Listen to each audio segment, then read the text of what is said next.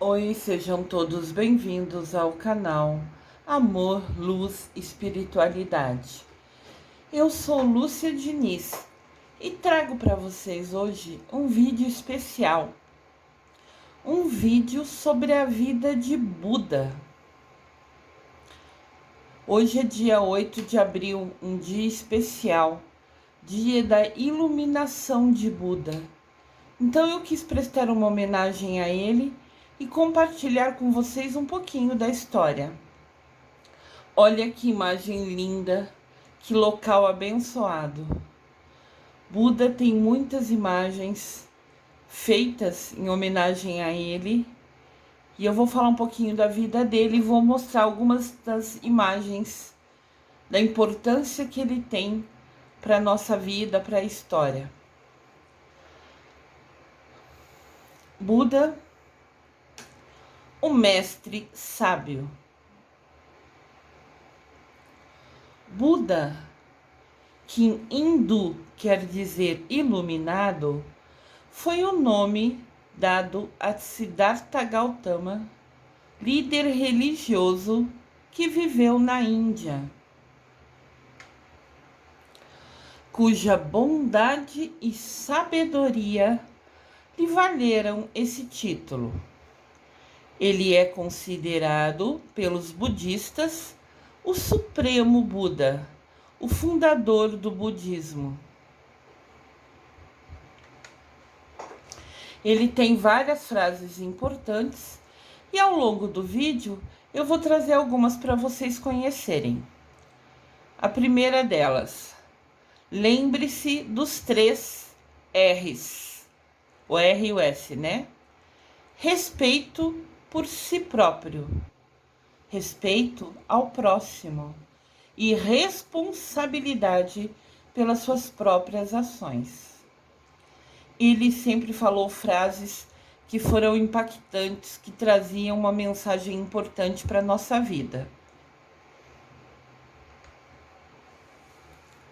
Buda, que é Siddhartha Gautama, nasceu por volta do ano 563 a.C., na capital do reino de Sakya, na região montanhosa da Índia, que hoje faz parte do território do Nepal. Porém, seu pai o educou na abundância e no luxo, sendo preparado para ser um guerreiro e líder político, tornando-se o seu sucessor.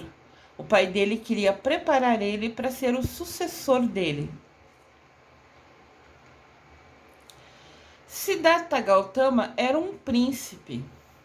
Seu pai, querendo poupá-lo, querendo protegê-lo de ver as tristezas, doenças e miséria que ocorrem na vida, que existem na vida, encerrou-o num palácio saturado de luxo e beleza. Encerrou-o, prendeu-o, deixou-o ali, né? Fechou ele naquele lugar para ele não ver a realidade da pobreza que existe na Índia. Outra frase dele importante: as pessoas até podem mentir para a gente, mas a energia delas não. Às vezes a gente chega perto de uma pessoa que é só sorrisos, mas a gente não se sente bem perto dela. Não sei, parece que a gente não se combina, é estranho, né? A gente se sente incomodada perto de alguma pessoa. É sinal que a energia dela não está na mesma frequência que a gente não está na mesma sintonia, na mesma sinergia. Então, as pessoas podem ser só sorrisos, mentiras, mas se a gente tem a percepção que a pessoa não é legal, por algum motivo você não se sente bem próximo a ela, seria bom sair de perto, se puder, né, educadamente, se retirar. Aos 16 anos, o Siddhartha casou-se com a prima, Yasodhara. Teve um filho chamado Rahula. E pouco tempo depois, burlando, fugindo da vigilância do pai, né, da proteção do pai, saiu para passear lá no povoado.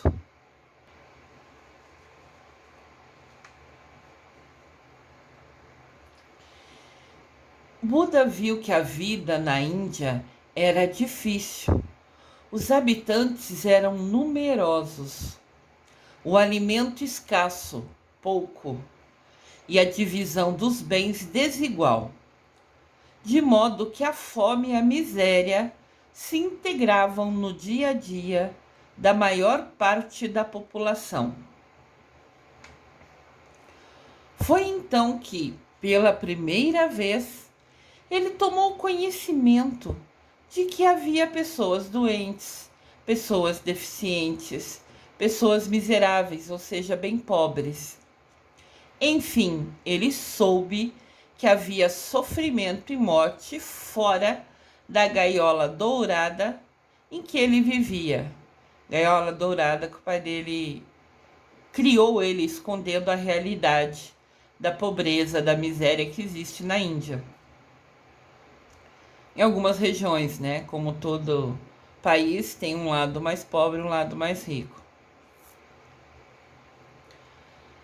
Para o Siddhartha foi um choque, em contraste com a beleza da sua esposa, do seu filho e com o luxo que o cercava. A realidade o chocou e impressionou. Siddhartha, jovem, era rico, bem casado, tinha tudo para se sentir satisfeito.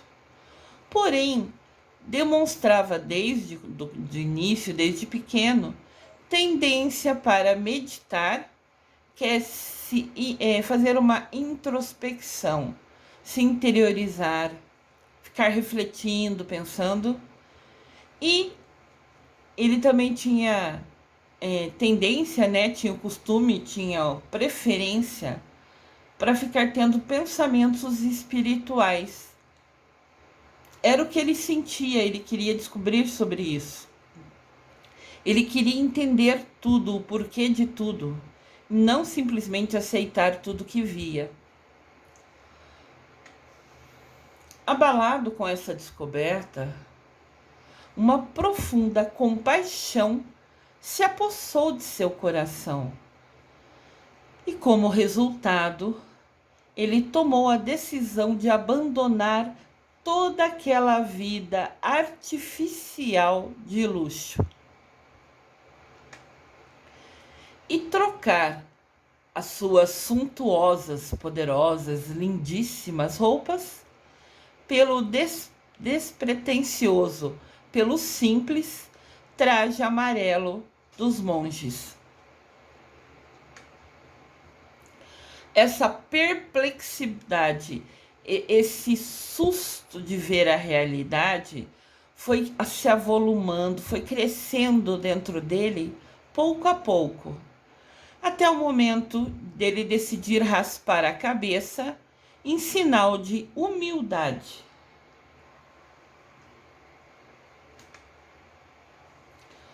Buda afastou-se do palácio, abandonando sua família, seus bens, todo o luxo e dinheiro que tinha e o seu passado, que era ser príncipe, filho do rei. E ele se lançou ao mundo em busca de explicações para o enigma da vida. Para buscar as causas da dor e a maneira de superá-la. No momento em que atingisse o seu objetivo, que descobrisse como superar essa parte triste, né, de dor da vida, ele ensinaria aos homens o caminho dessa iluminação.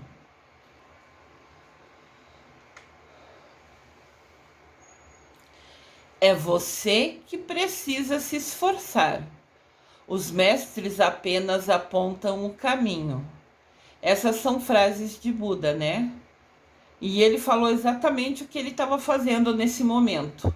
Ele decidiu por si só largar tudo, toda a vida de luxo que ele teria, para ir em busca de respostas.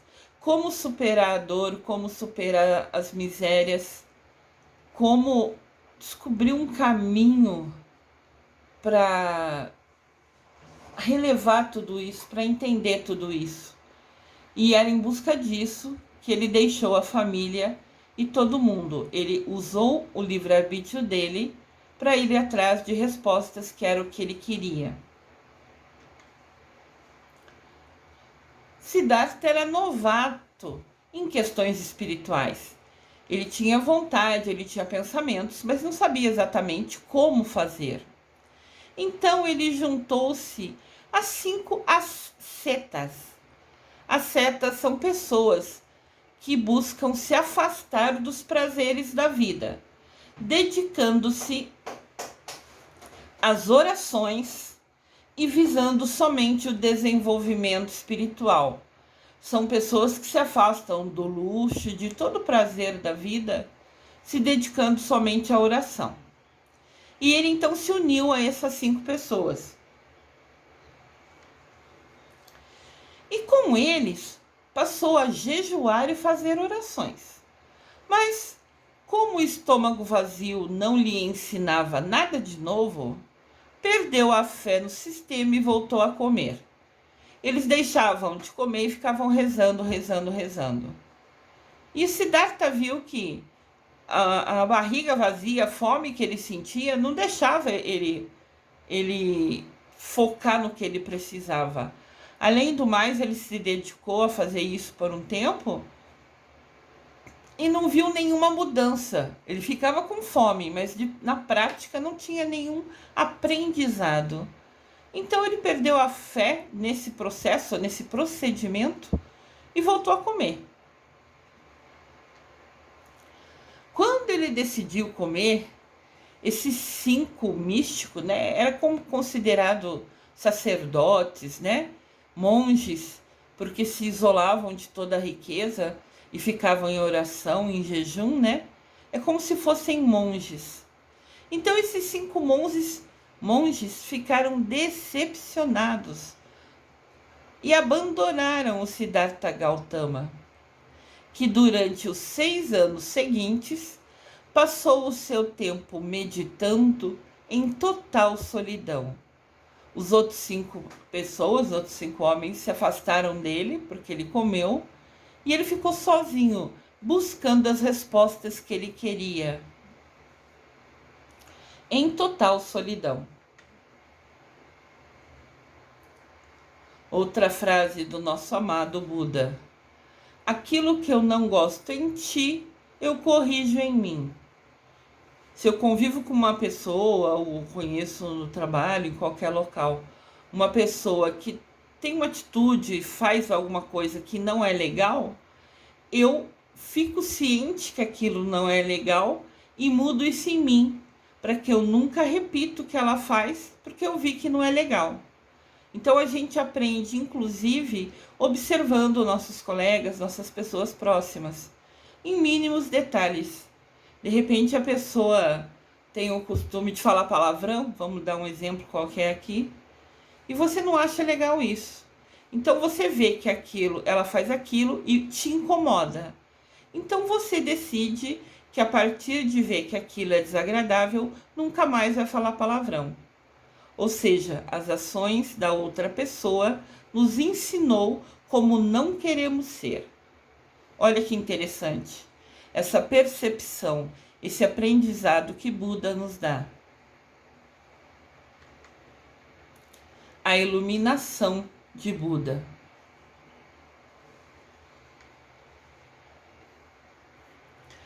Conta a tradição, a história, que para meditar, Gautama sentava-se à sombra de uma grande figueira, que os hindus chamam de Bodhi.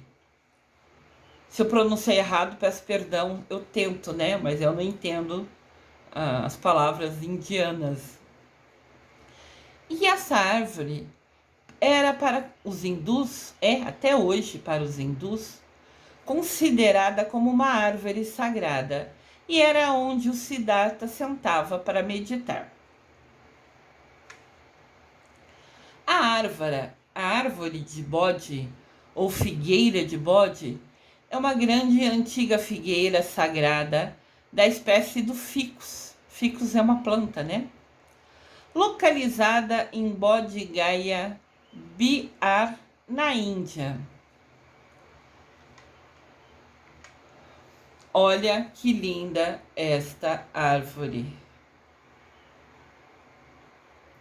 Era exatamente aqui, de fato, nessa árvore, que Siddhartha sentava para meditar.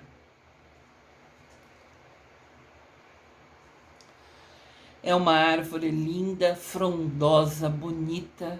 Eu imagino a energia que é sentar embaixo dela. Sempre que a gente está em contato com a natureza, a gente se sente com mais energia, com mais alegria.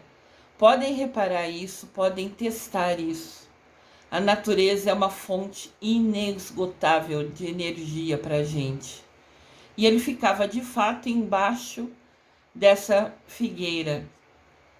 Tanto que tem ali como se fosse um armário amarelo embaixo nela, que é o local que ele se sentava. Hoje tem um monumento, né, que as pessoas visitam para saber, ó, aqui é onde Buda meditava, né? Ficou um marco ali, um registro ali. Siddhartha Gautama, o líder espiritual, teria atingido a iluminação espiritual sentado embaixo daquela árvore, exatamente aquela árvore da imagem anterior. Em suas meditações, meditar é introspecção, é você fechar os olhos e silenciar a mente e se conectar em emoções, em sentimento. É você parar para pensar, para refletir. Quando Siddhartha resolveu se interiorizar para refletir, e em busca das respostas de como superar a dor, a tristeza, a fome, nessas meditações ele teve visões de Mara. Mara, segundo a história, né, é um demônio que ora atacava o Siddhartha com chuva e raios, ora lhe oferecia vantagens, tudo para demovê-lo de seu propósito, tudo para fazer ele parar de ficar em reflexão, em meditação. Ou seja, ele estava ali meditando em busca de respostas de como superar tristeza, fome, dor. E ele estava em silêncio, ficou ali por bastante horas. E quando você está quieto, sempre aparece aquela tentação, né? Quando a gente está fazendo alguma coisa boa, buscando fazer alguma coisa boa, sempre aparece uma tentação para a gente. Jesus Cristo, quando foi meditar no deserto por 40 dias, foi tentado. Ele aqui, um simples humano, né? Buda não era filho de Deus, não era igual a Jesus Cristo, assim, em bênçãos, né? Mas era uma pessoa determinada em descobrir como superar a fome, como superar a dor, para que trouxesse paz. Ele queria trazer paz para o povo que ele viu sofrendo, né? Então ele se isolou, né? Entrou em reflexão, em conexão, né? Com seus guias, com Deus, buscando respostas de como ajudar esse povo. E é claro que quando ele estava meditando, buscando essas respostas, sempre vem alguém para atrapalhar e tentar tirar você, né, daquele momento de conexão total com Deus, com seus guias. Então esse demônio fazia de tudo para descentralizar ele, para tirar o foco dele, que estava dedicado, focado, né? Ele estava com a mente direcionada em descobrir como silenciar, como superar as dores, a fome, a miséria. E ele ali, fazendo uma coisa boa, buscando respostas, conectado com Deus, vem alguém sempre para tentar, para te atrapalhar, porque você está fazendo coisa boa, né? Isso acontece no nosso dia a dia, em coisas simples que a gente faz. Sempre que a gente está fazendo uma coisa que é boa, às vezes vem uma pessoa ou outra para falar que aquilo não é bom, para reclamar, para julgar o que a gente está fazendo. Ignorem sempre que os outros falam. Sempre siga seu coração. Sempre siga a sua intuição, a sua voz interior. Se conecte a ela, se agarre a ela e fique firme. Sempre. Siddhartha Gautama ficou 49 dias meditando, sem comer, sem beber, quietinho embaixo daquela árvore sentado. Mara, que é o demônio, né? Teve de se conformar com a derrota, porque ele nunca conseguiu tirar a atenção, a concentração e o foco do Siddhartha. Óbvio que esse foco foi escolha do Siddhartha. Ele se determinou, se obrigou a ficar ali e ignorar o Mara, né? Então Mara deixou Gautama em paz. Ocorreu então o despertar espiritual que o jovem tanto procurava. Ele encontrou a resposta que ele queria. Ele ficou 49 dias, que é 7 vezes 7. Eu já falei em vídeos aqui, inclusive nos vídeos da Quaresma, a importância do número 7 na Bíblia e na história.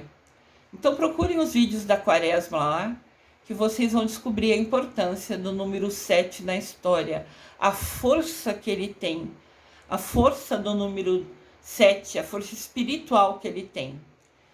E o Siddhartha ficou 7 vezes 7. Nada é por acaso, né? 49 dias quietinho, sentado, sem comer, sem beber, somente meditando. E foi depois de 49 dias. Alguns livros dizem que no dia que ele completou 35 anos, ele estava meditando, né, sentado embaixo do tronco daquela árvore. Então Siddhartha Gautama travou uma árdua batalha com os enviados de Mara. Ele ainda estava perto de conseguir as respostas dele e continuava Mara enviando tentações, provocações para tirar ele daquela concentração, daquela missão. Mara é o demônio que governa as ilusões. O exército dele é formado por medos, tentações, dúvidas, cobiças, entre outras imperfeições.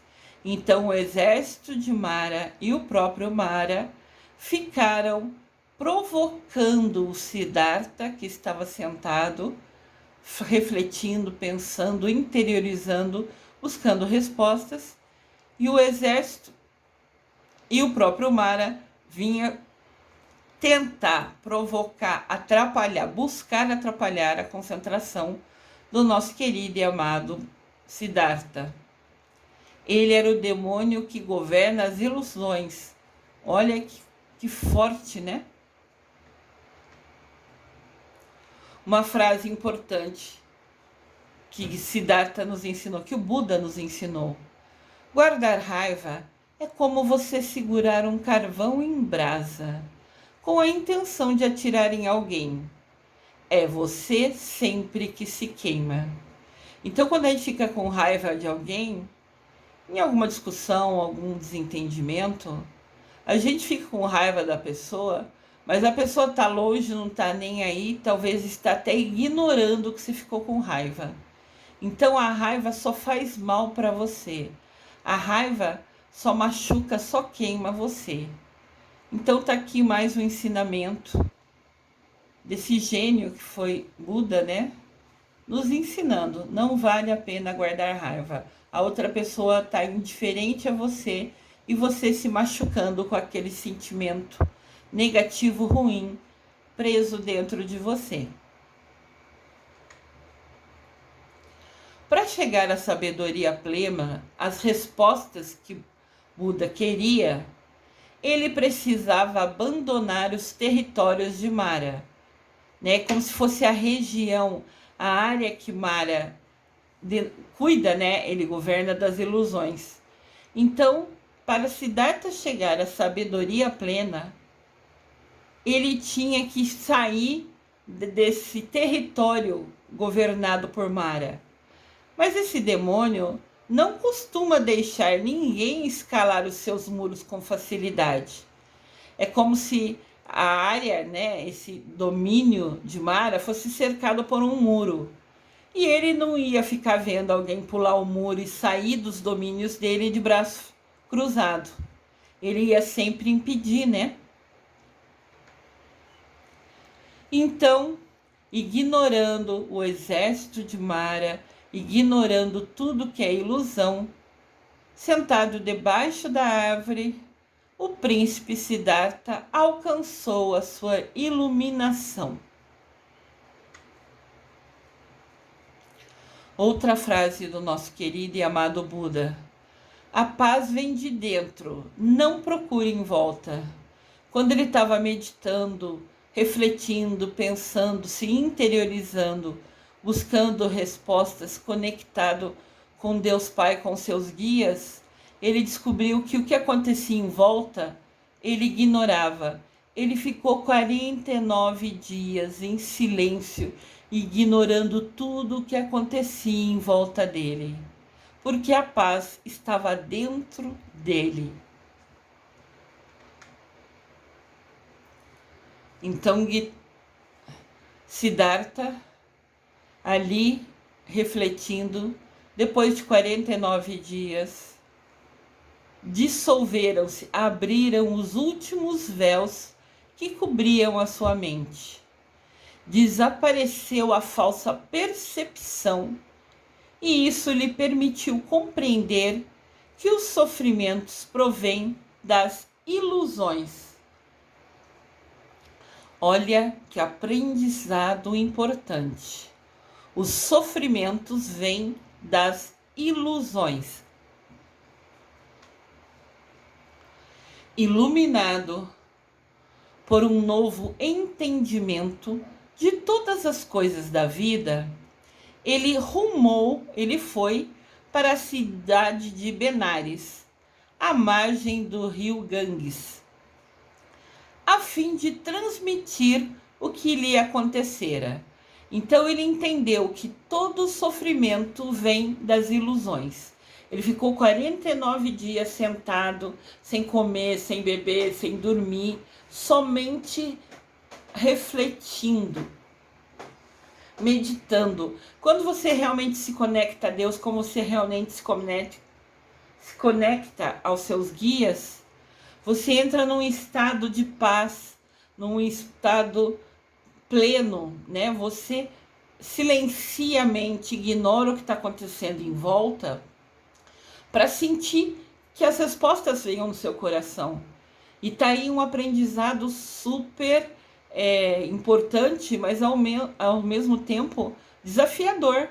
Ficar 49 dias sentado embaixo de uma árvore, na mesma posição, sem comer, sem beber, sem dormir, ignorando as pessoas que começaram a ficar ali parados em volta dele. Começou a juntar uma multidão aonde ele estava sentado, surpreso. O que ele está fazendo ali? Nossa, eu passei ali, ele estava ontem ali e continua na mesma posição hoje? Começou a chamar atenção ele sentado ali, começou a formar uma multidão ao lado dele, e nem assim ele se importou. Haviam pessoas perto conversando, diz que alguns sábios, sacerdotes importantes da lei souberam dele, foram lá vê-lo, e ninguém entendia, e ele ignorava tudo isso porque ele estava conectado a Deus. Ele escolheu ignorar tudo o que estava acontecendo em volta dele, cada palavra dita, para se conectar a Deus. Olha que determinação, que força de vontade. Olha que utilização do livre-arbítrio para algo bom. Depois que ele descobriu que toda coisa ruim, né, tudo que acontece, os sofrimentos que acontecem, estão ligados com as ilusões da vida, ele descobriu essa resposta, ele saiu dali e ele foi até a outra cidade para contar para o povo o que tinha acontecido, né? O que ele descobriu, ele queria compartilhar esse aprendizado.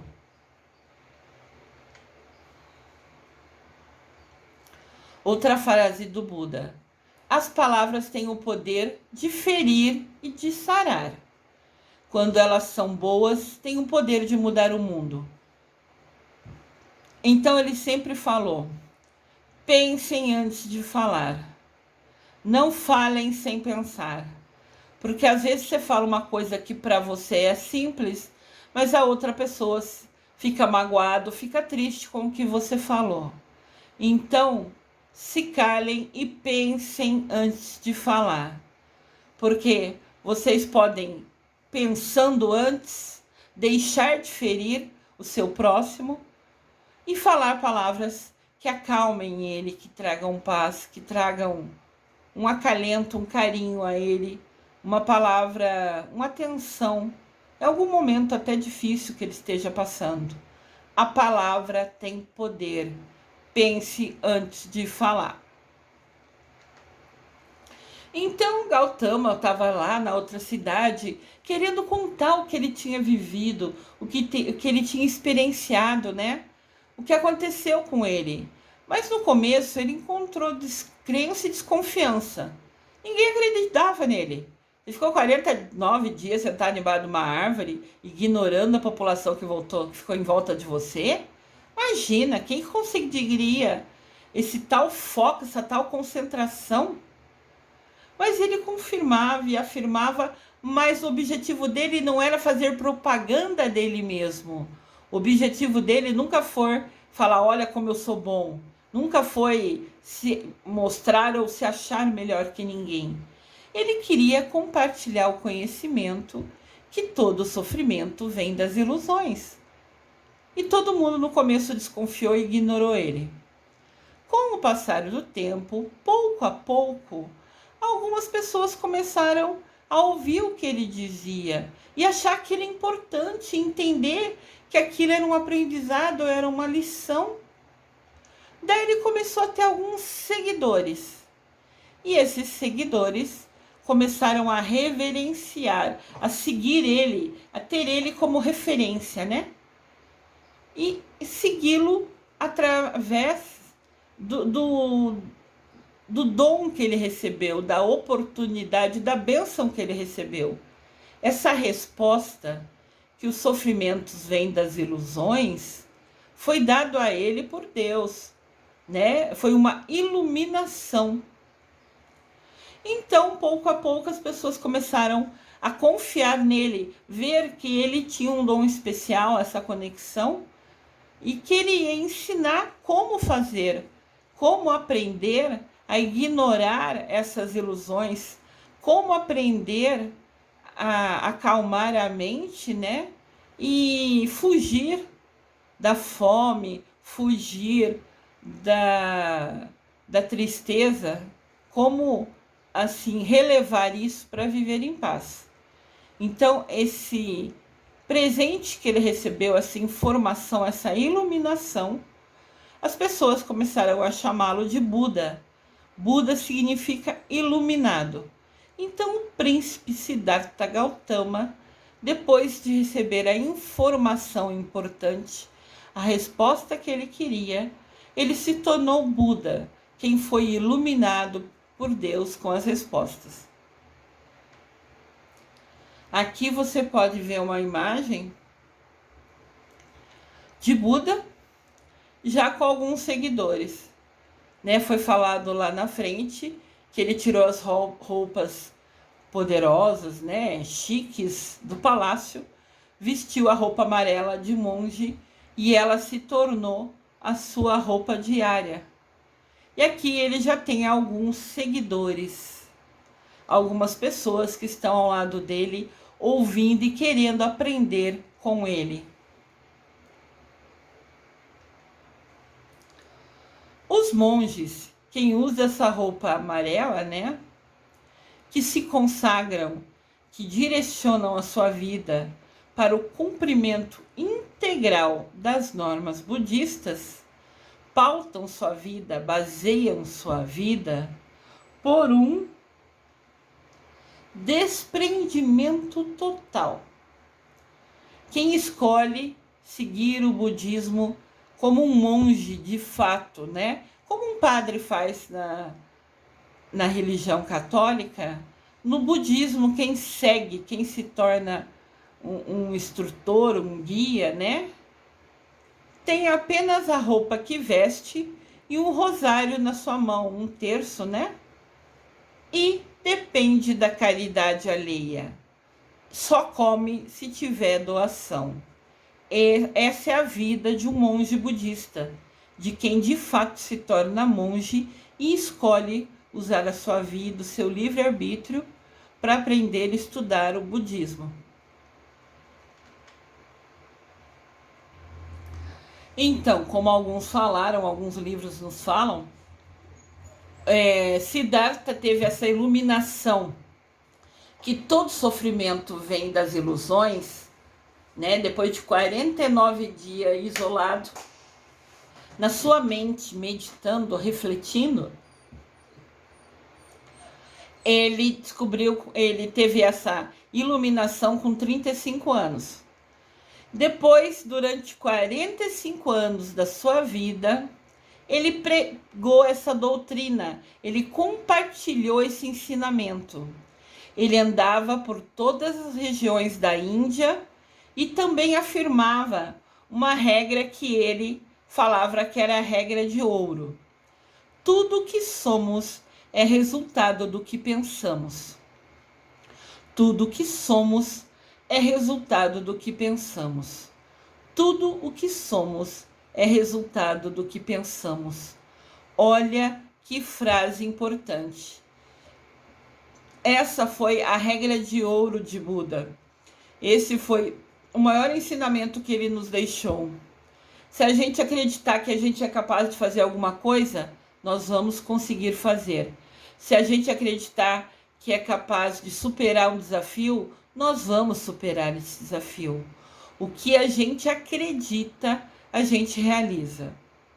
Agora, se a gente se sentir inferior, reclamar das coisas, reclamar do nosso corpo, reclamar das coisas que a gente tem, a gente vai estar atraindo essas coisas pra gente.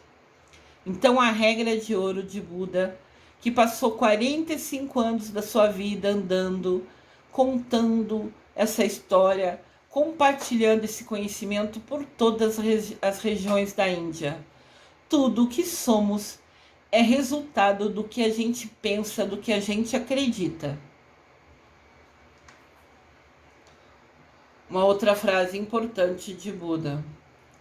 Não permita que o comportamento dos outros tire a sua paz.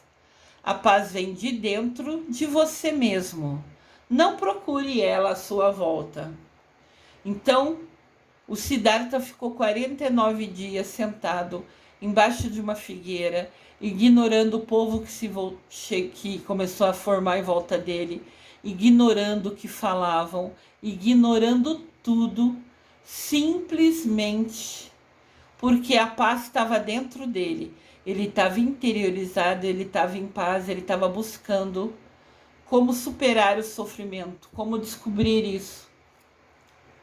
Então, a paz está dentro da gente. A gente tem que ignorar tudo que está externo a gente, do lado de fora. Comentários, pessoas, ações, atitudes. E focar no nosso coração, na nossa conexão com Deus. Aos 80 anos, Buda ainda realizava peregrinações.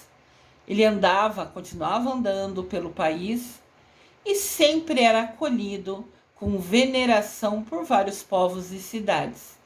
Lembrando que ele decidiu virar monge Então, ele não tinha dinheiro para comida, ele não tinha dinheiro para nada. Ele tinha a veste dele, o aprendizado que ele descobriu, que ele foi iluminado, que ele levava, compartilhando com as pessoas, e o terço dele na mão.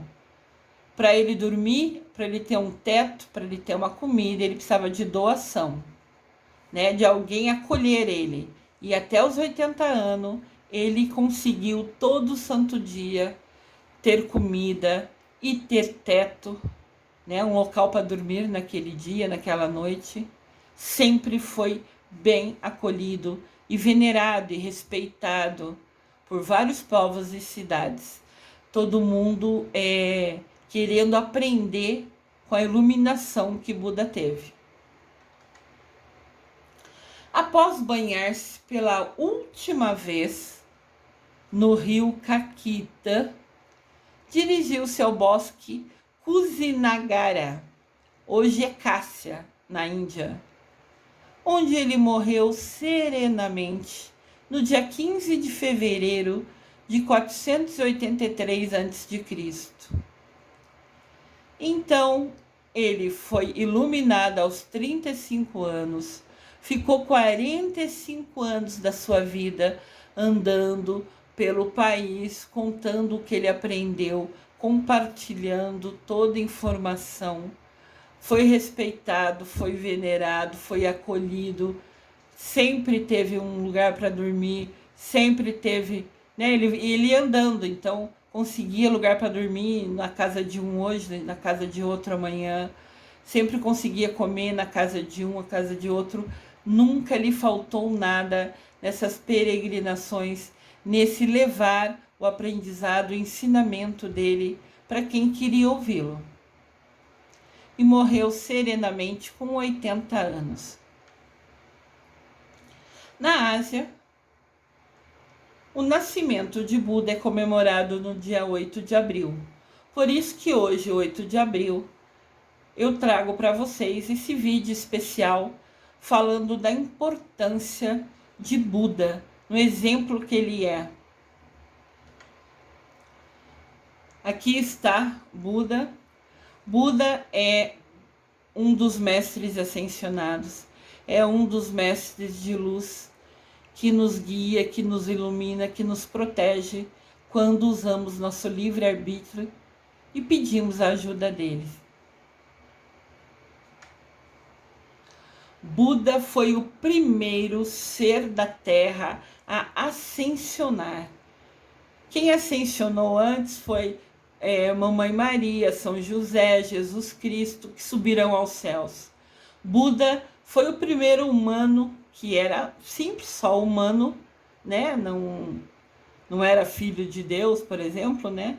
Era uma pessoa normal até então, mas usou a sua vida, os seus ensinamentos, o seu aprendizado, compartilhando com todo mundo. Então ele foi o primeiro ser da Terra a ascensionar, a subir aos céus. Hoje ele faz parte da grande hierarquia da fraternidade de luz do planeta. Seu título é Senhor do Mundo. Ele foi o primeiro a subir aos céus, sendo um homem simples. Hoje ele é o Senhor do mundo, ele é o Senhor do exemplo, ele é o nosso guia. A palavra Buda, como ele também é chamado, após a revelação, após o ensinamento, significa o estado pleno de iluminação, que é o mais alto grau de conhecimento que um homem simples, tornando-se divino, pode alcançar. Ele foi de um homem simples a um ser de luz. Ele teve uma evolução espiritual magnífica, magnânima. Ele chegou ao mais alto grau de conhecimento de um homem que se torna divino. Ele é o Senhor do mundo, ele é o nosso exemplo, ele é o nosso guia. Ele se tornou o Buda, que significa o desperto. Ele entendeu, ele despertou que todo sofrimento vem das ilusões. Nesse dia, se revelou ao Buda a missão de ser instrutor espiritual da humanidade. Quando ele descobriu, né, que todo sofrimento vem das ilusões, que ele conseguiu vencer o demônio Mara, que era quem governa as ilusões nas vidas da gente. Quando a gente permite que esse demônio governe a nossa vida, ele aprendeu, ele se tornou um instrutor, um professor, e foi compartilhando isso tudo em vida por 45 anos, andando, ensinando isso. Conseguiu ascensionar, né? Teve uma evolução espiritual total, e hoje ele é o nosso exemplo, o nosso guia, ele é o Senhor do mundo, em referência e em exemplo. É assim que ele é chamado. Aqui tem uma estátua de Buda maravilhosa.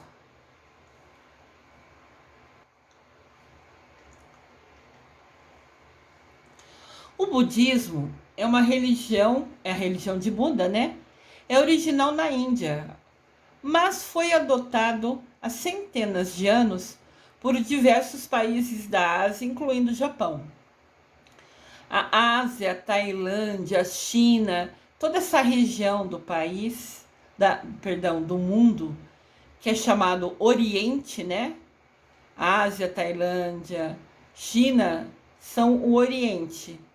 Essas regiões também acolheram a religião de Buda, mesmo eles não sendo da Índia, eles se identificaram com o aprendizado que receberam de Buda, né? Com o que leram e descobriram de Buda, e resolveram seguir essa religião. Exemplos de algumas estátuas de Buda pelo mundo. Importante falar, nós aqui temos religião, cada um tem a sua religião, todas as religiões nos levam a Deus, todas têm a mesma importância. Todos nós somos filhos de Deus, Pai e de Mamãe Maria. Indiferente da religião que a gente tenha, normalmente a gente tem a religião que os nossos pais tiveram, eles nos ensinam naquela religião. Não importa se a religião é católica, luterana, se é budista, todas as religiões nos levam a Deus. Indiferente, não tem nenhuma melhor que a outra. Tem aquela que nós nos identificamos mais, que a gente se sente melhor, que a gente se sente acolhido. E tudo bem pela sua escolha.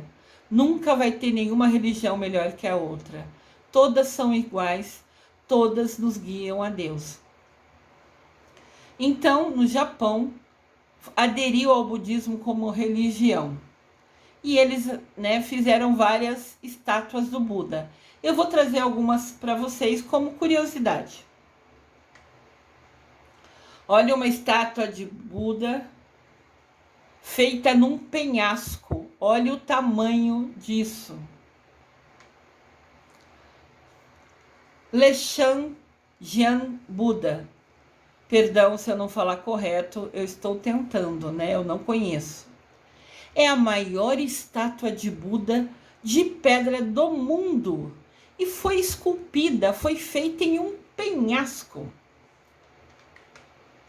Olha essa estátua, pessoal. Olha os detalhes. Você vê o rosto, o nariz, as mãos, os pés. Abriram a montanha para desenhar Buda. Olha que coisa linda. Embaixo a gente vê as pessoas que vêm visitar essa montanha. São pequenininho, parece uma formiguinha embaixo, perto do tamanho dessa estátua maravilhosa. Eu fico pensando a energia nesse local, né? E sempre o budismo traz muito perto dele, né? Natureza. O budismo está muito ligado à natureza. Eles valorizam, eles respeitam demais a natureza. Então você pode ver que aqui foi feita uma estátua de Buda numa montanha. Sempre vai ter verde, normalmente tem verde, tem floresta, tem natureza perto de tudo que é do budismo. Que isso, eles falam muito dessa energia que a natureza traz pra gente. Flores, plantas, né? Tudo isso tem uma energia muito forte. uma energia que nos faz bem, que nos acalma. Então o budismo normalmente está ligado muito à natureza. Mas eu fico assim, surpresa. As pessoas embaixo que estão visitando esse penhasco parecem formiguinha, comparado ao tamanho dessa estátua de Buda. Os habitantes que moram ali no local dizem que a montanha é o Buda, e o Buda é uma montanha. Ele se integrou ali, ele faz parte ali. Essa estátua de Buda tem 71 metros de altura. Uau! Olha aqui por outro ângulo. A gente pode ver. Eu fico tentando melhorar a imagem para ficar visível para vocês. O tamanho da estátua e o tamanho das pessoas ali pequenininho embaixo. Como parece realmente formiguinha, né?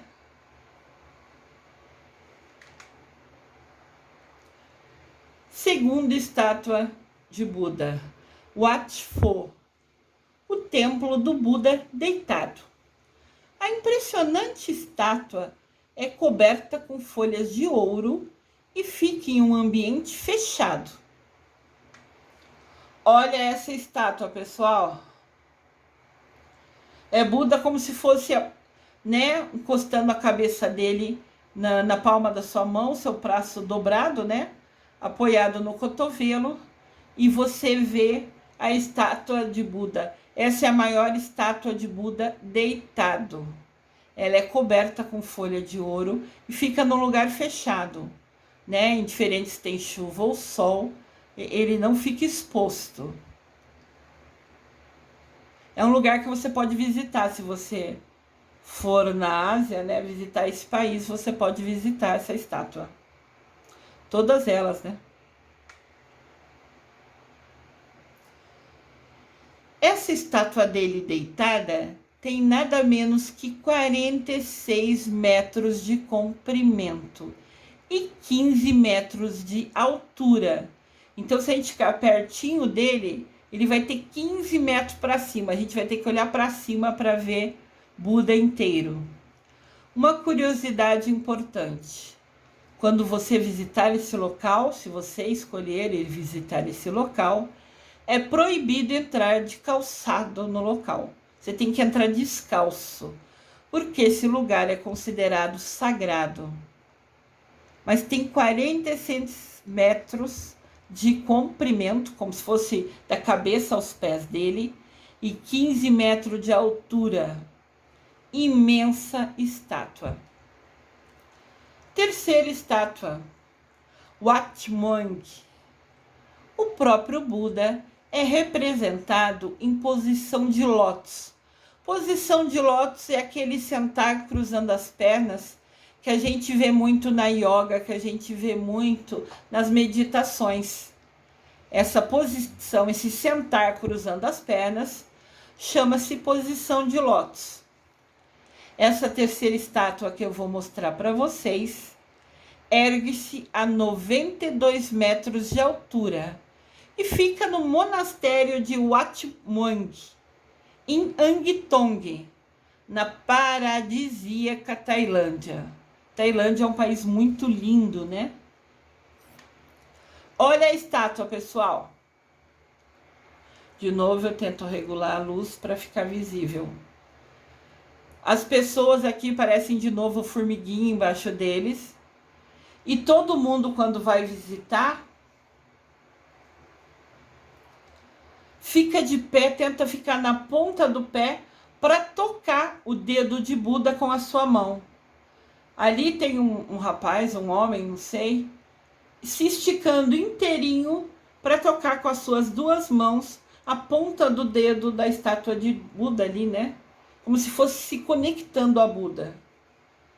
Muito lindo, enorme essa estátua. Sua pintura foi feita em ouro e cimento. E ela é a maior estátua da Tailândia. Né? Tailândia, China, Japão, todos seguem o budismo, né? Cerca de 95% da população da Tailândia pratica o budismo, segue os ensinamentos de Buda. Esses ensinamentos falam, né? que o nosso sofrimento vem das ilusões, falam da regra de ouro, que nós somos tudo o que pensamos, o que a gente pensa que é capaz, a gente consegue realizar. Todas essas frases que eu fui falando ao longo dos vídeos, tudo isso são instruções, né, aprendizados, ensinamentos do budismo. Aqui tem a mesma estátua por um ângulo diferente, de frente, né? Aquela anterior a gente viu mais pertinho, como se fosse um zoom, onde a gente viu até uma pessoa tocando na pontinha do dedo dele. Você pode ver aqui do lado esquerdo da imagem, dessa imagem, que a mão direita de Buda está virada para baixo. Então, naquela imagem anterior, as pessoas formam fila para tocar a mão dela na estátua de Buda, para receber a energia de Buda, a bênção de Buda. Aqui a gente tem uma visão da estátua afastado. Lembra que eu falei para vocês, o budismo está muito ligado à natureza. Sempre vai ter jardins, flores, perto das estátuas de Buda. Quarta estátua de Buda, o Templo da Primavera. Situado no condado de Lushan, na China. Essa estátua foi finalizada em 2008. Levou 18 anos para ser construída. Olha o tamanho dessa estátua. Aqui está uma visão geral, né? Você pode ver que tem tipo templos embaixo, tem de novo a natureza em volta e tem o Buda enorme lá em cima. A obra é considerada a maior estátua do mundo, com 128 metros de altura. Porém, se desconsiderar a flor de lótus, uma flor que está embaixo dos pés de Buda, ela ainda soma 108 metros. Aqui tem uma imagem mais próxima. De novo, eu fico tentando melhorar a iluminação para vocês visualizarem. Tem uma rampa que você caminha e essa rampa é visitada por milhões de pessoas ao longo do ano que vão ver Buda. Embaixo dele, nos pés dele, tem como se fosse uma flor de lótus, né? Parece que vocês veem uma coisa redonda nos pés dele, essa flor.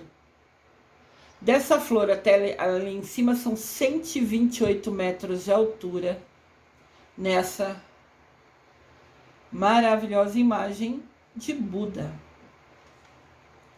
Aqui tem um outro ângulo, talvez fique melhor para visualizar.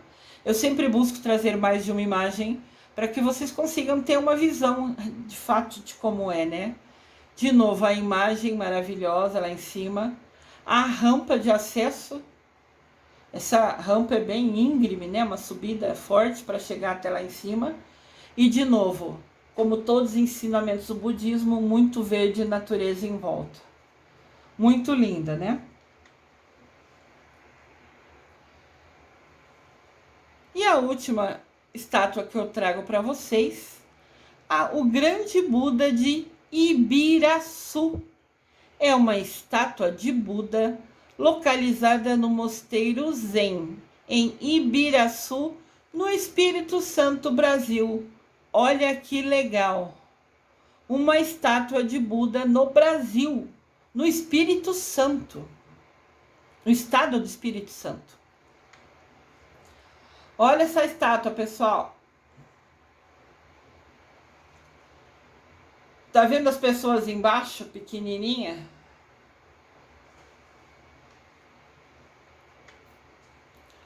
O Mosteiro Zen, Morro da Vargem, esse é o nome do local, né?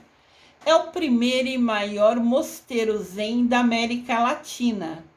E o seu nome oficial é Parque Niwa Renpo Zenshi. Esse mosteiro faz parte do circuito Caminhos da Sabedoria e recebe milhares de pessoas que buscam percorrer esse circuito, andar por esses caminhos e visitar a estátua do Buda. Olha só. Aqui tem uma pessoa, eu não sei quem é, eu peguei essa foto na internet, subindo, andando por esse caminho, e ao fundo lá no canto direito, você vê a estátua de Buda. Nós sabemos que existem vários caminhos, ou penso que todos sabem, né? Que existem vários caminhos, que existem muitos... Tem aquele caminho... vários caminhos, assim. Tem o caminho de Jerusalém, que Jesus fez na Via Sacra, que é um caminho aberto que você pode visitar. Então tem, assim, várias opções de lugar para você ir quando você quer meditar, refletir. Esse caminho de Buda diz que nos ensina sabedoria.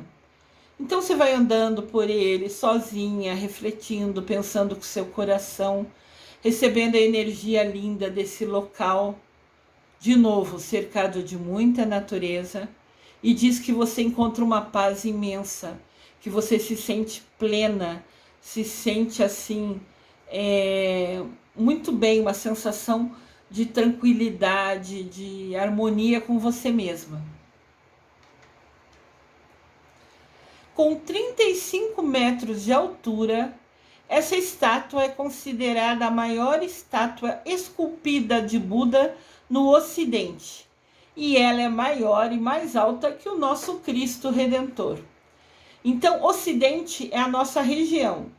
Oriente é onde fica a Ásia, a China, a Tailândia. E aqui é onde fica o Brasil, a Argentina, esse lado de cá, né, do nosso mundo.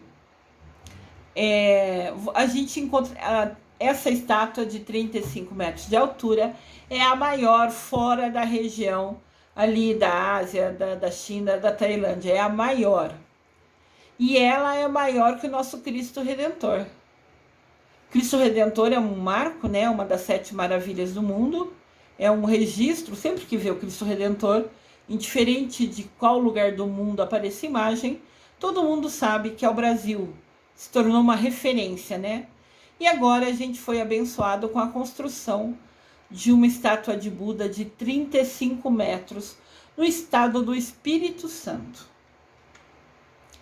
A estátua gigante do Buda, aqui do Brasil, fica no mosteiro chamado Zen, em Ibiraçu. É uma cidade, né, que fica no norte do Espírito Santo. E diz que fica a 1 hora do aeroporto de Vitória, que é a capital do estado do Espírito Santo. Então você pega um avião até Vitória, que é a capital do Espírito Santo, e daí pega um carro e em 1 hora você está nesse lugar lindo, que tem esse caminho de iluminação, que tem esse caminho, essa conexão, essa proximidade com Buda, que é o Senhor do mundo, que é o nosso exemplo de luz, de guia, de dedicação, né? Ele ficar 49 dias meditando embaixo de uma árvore com total concentração é um exemplo, né? Incrível. Ele sempre vai ser o nosso guia, um ser de luz abençoado. Então essa estátua recebeu um batismo espiritual, como rege, né? Como é o fundamento do budismo. Sempre que é construída uma estátua, ela tem que ter um batismo espiritual. Algum monge tem que, como se fosse abençoar essa estátua, para que ocorra esse batismo dela. Olha essa estátua, pessoal. Isso é no Brasil, acreditem? Um lugar lindo, bonito para a gente conhecer. Você pode ver que tem as trilhas, né?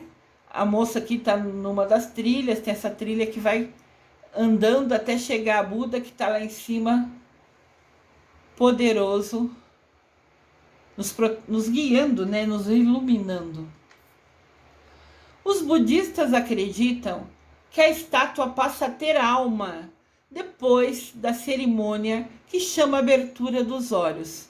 Então, quando se termina a construção de uma estátua de Buda, Você fala com o chefe do budismo que fica no Japão, se eu não me engano, e ele abençoa essa estátua para ela ter alma, para abrir os olhos dela, para energizar ela, para todas as pessoas que forem até ela realmente receberem essa energia, essa conexão.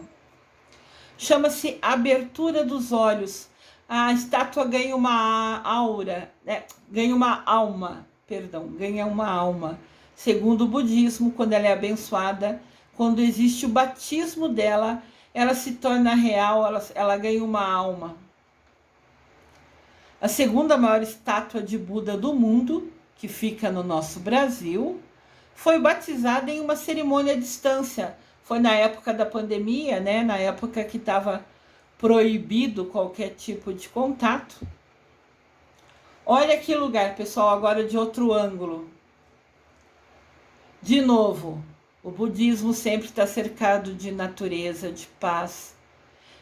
Igual o Buda ficou, né, sentado nessa posição, meditando 49 dias embaixo daquela árvore. Aqui tem esse lugar lindo que vocês vê de muita paz. Diz que tem uma energia incrível esse local. Esta celebração de batizar essa estátua, quando foi inaugurada aqui no Brasil, foi comandada pelo monge Senji. Ele é o líder religioso do budismo diretamente do Japão. Então, da mesma maneira que tem o Papa lá no Vaticano, na Itália, né? Que é o número 1, vamos falar assim, da Igreja Católica. Esse líder religioso budismo é o monge Senji e ele mora e fica no Japão. Então, ele estando no Japão, online, direcionou, fez uma celebração batizando essa estátua, abrindo os olhos dela, trazendo alma para ela. Olha que local, pessoal. A primeira imagem que eu trouxe para vocês na abertura desse vídeo até mostra que tem um lago do outro lado que tem até peixes. É um lugar iluminado, é um lugar de paz incrível, cercado de muita calma, de muita energia. Não é à toa que esse caminho é chamado, né, de caminho da sabedoria. Que a gente, como Buda, né, ao caminhar nesse local, vai acalmando a mente, ouvindo o nosso coração, refletindo, pensando. É um aprendizado, né, a cada passo desse caminho. De acordo com o Abade, que é como se fosse um frei, um frade, do Mosteiro Zen, Morro da Vargem, esse é o nome do bairro, né? O Abade chama Daijin Beach. Agora, os visitantes poderão realizar as suas preces e orações a uma imagem com alma. Eles acreditam que depois que foi abençoada, ela se torna viva, em energia, em bênção. Então, todo mundo que for até lá, que tocar nela, receberá essa energia, essa bênção dessa estátua. Olha que incrível! Uma visão maravilhosa. A segunda maior estátua do mundo de Buda fica no Brasil, no Espírito Santo. Olha que interessante. Nós pensamos que a maioria do Brasil é católico, né? Realmente pode até ser, mas o budismo já é muito forte dentro do Brasil a ponto de ter a segunda maior estátua de Buda do mundo. Num lugar que, a meu ver, é abençoado.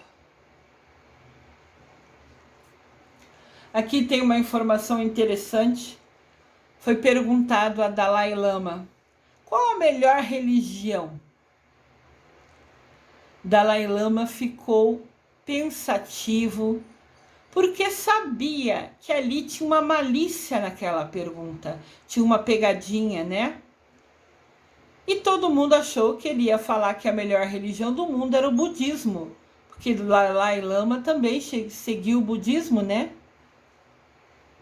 E Dalai Lama vira e fala: a melhor religião é aquela que te aproxima mais de Deus, do infinito.